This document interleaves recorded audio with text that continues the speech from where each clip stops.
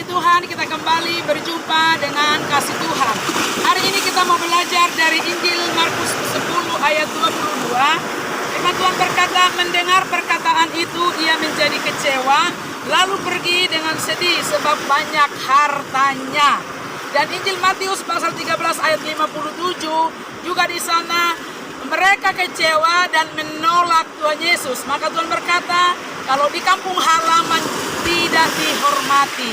Nah, Bapak Ibu yang dikasihi Tuhan, ada seorang anak gadis, dia tidak mau menikah, dia seorang gadis Batak, dia tidak mau menikah dengan orang Batak. Alasannya kenapa? Setelah kita selidiki, dia punya ayah yang sangat kejam, yang punya ayah yang sangat kasar. Dari kecil sampai dewasa dia selalu melihat mamanya diperlakukan oleh ayahnya dengan kekerasan. Bukan dengan kekerasan secara batin, tetapi secara fisik juga, suka dipukul dan sebagainya. Sehingga keluar perkataan dari mulutnya, dari kehidupannya, saya tidak akan mau nikah dengan orang Batak, karena orang Batak itu semua kasar-kasar.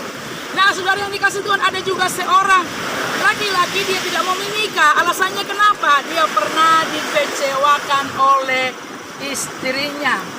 Kecewa sesuatu yang tidak menyenangkan. Kecewa tidak sakit secara fisik, tetapi hati.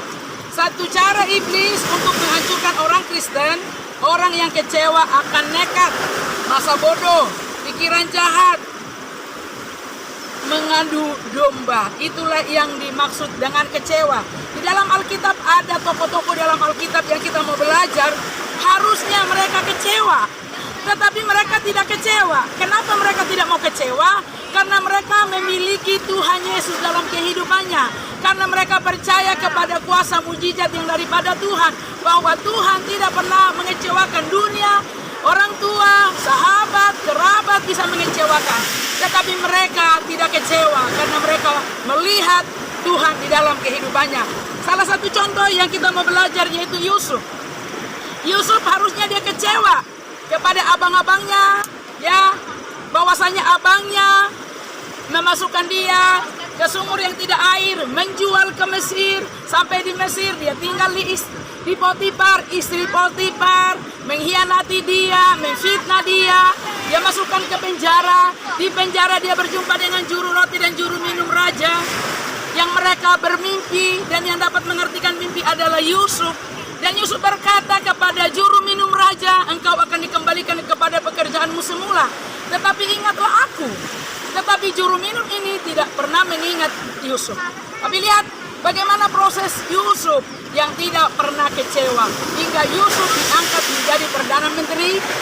Yusuf diangkat oleh Tuhan untuk menyelamatkan saudara-saudaranya. Waktu terjadi kelaparan di Mesir, saudara-saudaranya boleh tertolong. Dan Yusuf berkata, Tuhan yang memanggil saya, Tuhan yang memilih saya untuk menyelamatkan keluarga besar.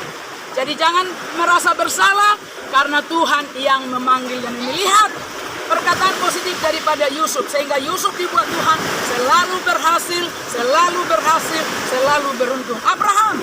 Contoh yang kedua, bagaimana Abraham yang sudah menantikan begitu lama 25 tahun, menantikan keturunan, begitu lahir Ishak, tetapi Tuhan menyuruh Ishak untuk dikorbankan di salah satu gunung yang namanya Gunung Moria. Abraham harusnya kecewa, tetapi Abraham dia menaati, dia taat kepada firman Tuhan, dia melakukan firman Tuhan dengan luar biasa. Lihat berkat Allah tercurah kepada Abraham, termasuk kepada kita. Kita ini adalah keturunan Abraham.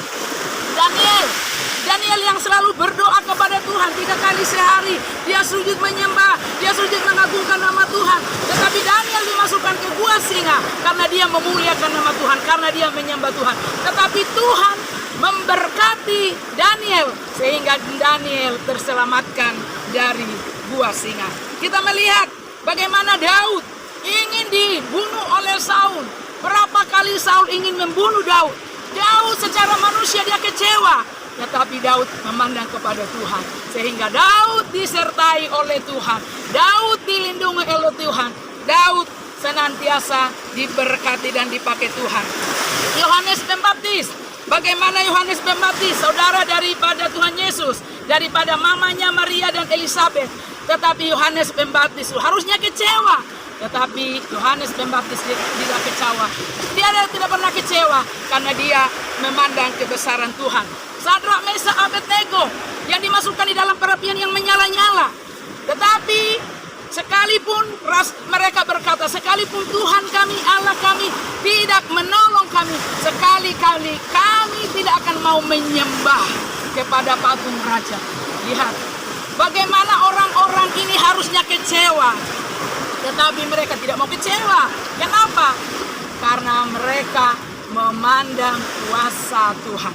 Oleh sebab itu, Bapak Ibu yang dikasihi Tuhan, mari kita tidak kecewa dengan situasi, dengan keadaan apapun. Ya, jangan mau hatimu dikecewakan oleh situasi apapun.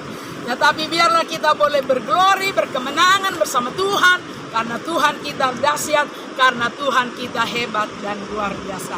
Puji nama Tuhan, tak pernah kecewa mengiring Yesus. Inilah yang menjadi moto hidup kita, karena Tuhan Yesus yang luar biasa menopang kita. Puji nama Tuhan, Tuhan Yesus memberkati kita. Shalom. We should think I just don't give a fuck about